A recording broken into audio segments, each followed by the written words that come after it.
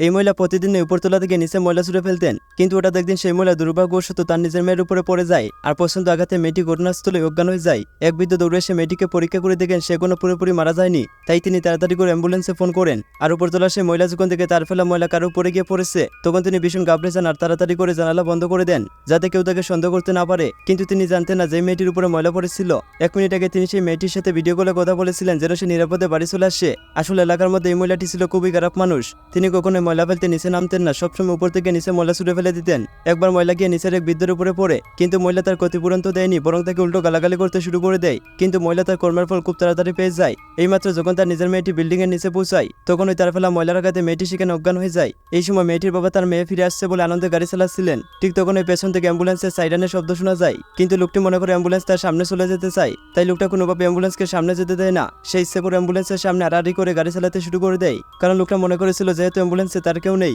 তাহলে সে এখন অ্যাম্বুলেন্সের পথ ছেড়ে দিবে। কিন্তু লোকটা জানতোই না অ্যাম্বুলেন্সের ভিতরে তার নিজের মেয়ে জীবন মৃত্যুর সাথে লড়াই করছিল। এবার তো ভিডিওতে লাইক করে দাও।